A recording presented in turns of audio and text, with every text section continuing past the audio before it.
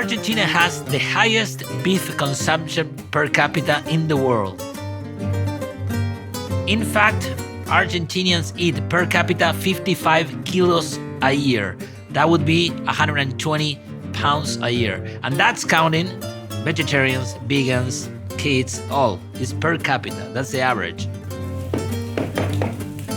But my guess is not a lot of vegetarians or vegans in Argentina. I actually never met one in my life. But, well, actually, yes. My brother-in-law was a vegetarian for, I think, 2 weeks. And then he came back to beef. Argentina is one of the few countries in the world that has more cows than people. Argentines, they are some of the most proud people I've ever met. So they will tell you that anything from Argentina is the best. Yeah. But I can now say, after having tried the meat, that it is truly some of the best meat in the world. Love it. Me parece que hay algo que caracteriza a la carne argentina, que es ese equilibrio de grasa, carne y hueso. The most perfect form of meat. Sí. Ya de chicos, todos los argentinos en sí, mamamos eso, por decirlo de alguna manera, ¿no? Entendemos que la carne es un plato que se come de distintas maneras, no solamente en el asado. Bife de chorizo, matambrito de cerdo. Such a delicious cut of pork. Magnífico. Entraña is still my favorite cut. Vamos. And plenty of water to survive the next day. Yeah. La carne es algo que tenemos muy a mano, tenemos muchos campos. La carne argentina es la mejor del mundo, ha sido premiada durante muchos años. Somos un país ganadero, somos un país agricultor, en donde se forja eso desde 1810, 1825. Entonces, de ahí viene esa tradición. There are 52 million cows and only 45 million people. You like that? La carne de la pampa es una carne, es un animal más relajado que hace que toda su grasa, ¿sí?, sea más equilibrada y sea más sabrosa. La pastura hace que sea más sabrosa. Because you need a little bit of fat, you know? Fat will give you the flavor. But at the same time, you need the meat. And this fat goes like in thin layers inside the meat. Oh my God, I'm starting to talk about it and I just want to have some. It's a true story. Y para mí, lo más jugosa posible. Today, we get to visit a working cattle ranch to learn what is so special about Argentine beef. Rock and roll, baby.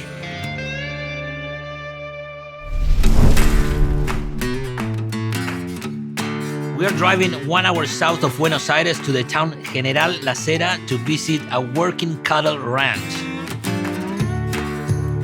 When you drive 1 hour away from the big city of Buenos Aires, what you're gonna find is farmland. It's a very extremely productive area. Today, we're gonna visit my friend Carlos from Frigorífico Gorina. They are one of the main beef exporters in Argentina. My name is Carlos Riusech.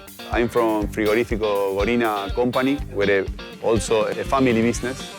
I'm third generation in this business. We are the second biggest exporter in Argentina of beef, and we sell all around the world. Argentine beef is not only about the beef you are going to eat, it's about a culture, a country, and history. Once we arrived to the property, his uncle was waiting for us with a big asado, and of course, because it is an asado, all his friends were there. Para mi amigo, 60-40. 60-40, vamos. Carné, papá. So they were waiting for us, right? We came there and they started explaining what they have. They have all kinds of food. They have the whole rib rack. They have mochejas. They have chinchulines. There's intestines. That's organ food, right? That is very common in Argentina. Consumimos mucha carne porque durante muchas décadas fue la alimentación principal. They were so excited explaining what they have, where the meat comes from, all this food that they have there, how they're gonna cook it. They were extremely excited about us being there. Abrazos. So after they start the fire and start cooking the asado, Carlos and his cousin, they gave us a tour for the whole ranch. We went and visited the cattle. They explained how the process goes. Argentina is a 50 million people country. Today we are located in Buenos Aires province. That is one of the main provinces in population and in industry, factory and production as well. Estas vacas van a ser inseminadas el lunes con toros especialmente seleccionados por sus características carniceras y maternales, buscando área de ojo de bife, marmoleo y terneza. Wow, y todo eso lo programás de antes. Claro, todo eso se elige cuando vos elegís un padre, un toro. Vos buscás esas características por lo que se llaman los DEPs, que son las diferencias esperadas de progenie, que muestran esas características genómicas también del toro, porque hoy se le hace genómica a las vacas y se sabe lo que traen en su ADN. Families that get up at very early days in the morning, breeding the herds in open spaces with the most quality grass in these areas and breeding the cattle up to 350 kilograms for then finishing with corn to gain marbling on the beef. That's what makes the beef so tender, get that unique flavor that represents us all around the world.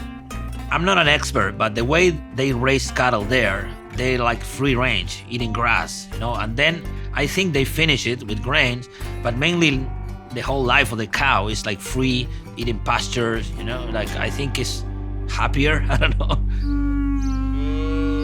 Acá ustedes crían y después los hacen engordar acá también. Acá las vacas tienen sus terneros, una vez destetados, depende de la disponibilidad de forraje, se recrían en estos campos o pueden ir a otros. Y sí vuelven después para una terminación final. ¿Qué tipo de espacio necesitas por cada vaca? Si no le tenés que dar alimento adicional. Son 0,7 vacas en una hectárea. Ah, ok. Podés llegar a 1,5 hasta 2,5 serio? Vacas por hectárea.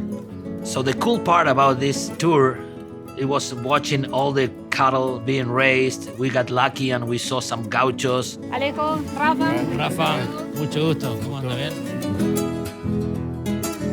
They are working with the cattle. It was amazing seeing everything in action. El gaucho para la cultura argentina es nuestras raíces. The gaucho is a figure, a very traditional figure. The original gaucho were almost nomads that were in the fields.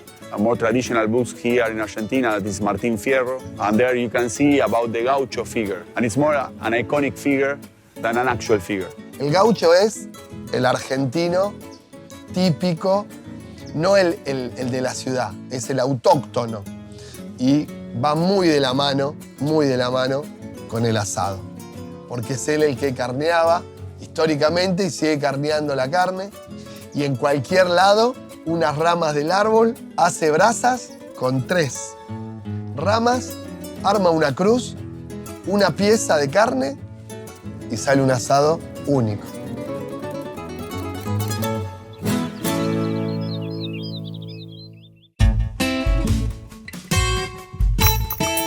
Acá tenemos la terminación de los novillos. Estos novillos ya están para salir a faena.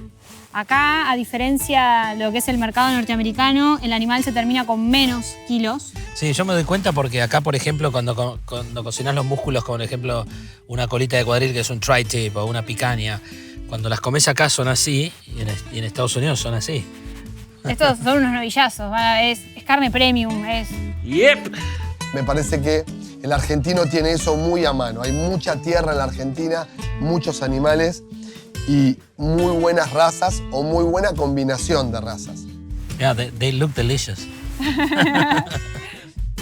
Right, like we saw this family working the cattle. It's been so many years we've been eating meat. We eat so much meat that I think that's why the meat is so good in Argentina.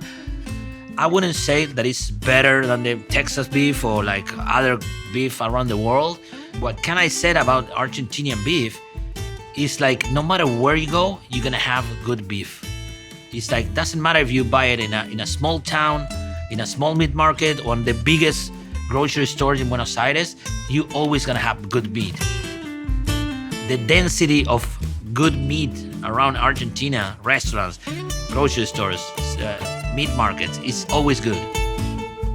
I love Argentine beef because it represents what we all are, what Argentinians are. So after the tour, we got to sit down and eat a proper country-style asado. Así que ahora es tiempo de comer, ¿no? Dale, bienvenidos siempre Dale. cuando quieran. Gracias.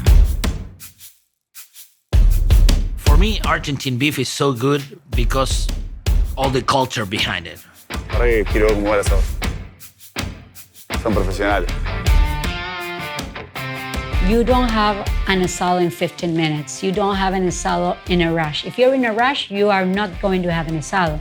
When people come from other countries here and they have an asado experience, they really don't understand this pseudo-casual, informal, family and friends gathering all around this dish that is the beef.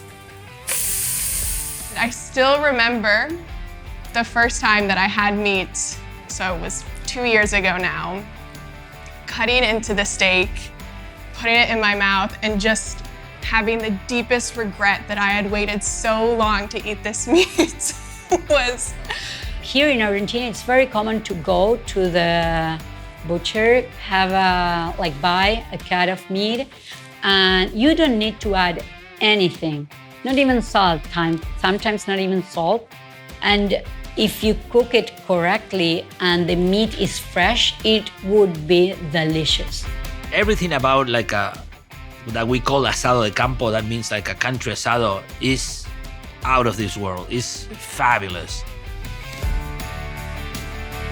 We are eating a flank bone-in, a vacío, that is the flap meat and the flank stick that you eat in the US separately, all together. Sausages, blood sausages, sweetbreads, kidneys, cooked in 3 different ways.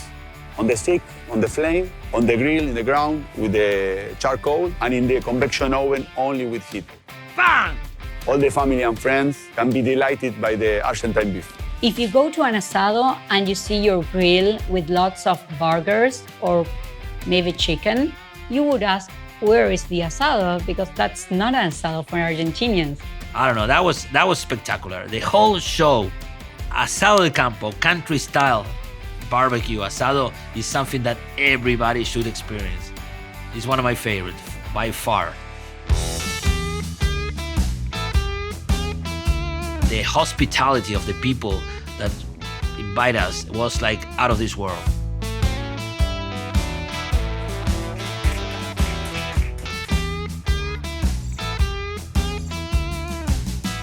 But that's normally happen when you go to the countryside, right? People are like overwhelmingly polite. They want to make you feel better. But you know, when they serve you, you have to eat everything, right? It's kind of not polite when you like say, no, I don't eat that, right? They don't like that, so you have to eat it anyways. Asado, it's a concept that doesn't take anyone out of it. So everybody is invited to have or to make an asado.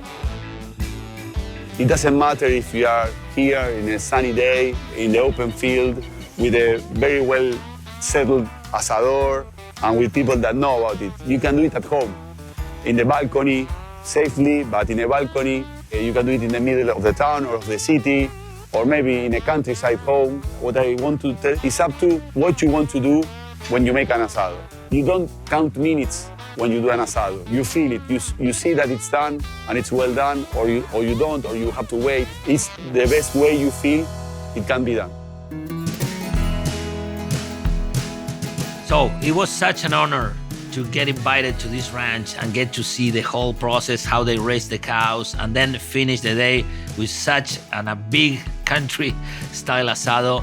That I'm very honored, and it's an experience that I would never forget. It's about our history, our culture, our daily work, our family, our friends, all together resumed in one icon, that beef. Argentinian beef is another reason, and we don't have a lot, but it's another reason for Argentinians to be very proud, because Argentinian beef is well known around the world, and the same as football. Lionel Messi, Messi's heading on! That's what they came for! Something that makes us very proud.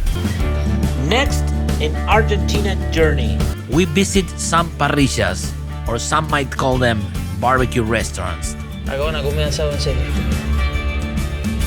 Trust me, you have never experienced anything like this.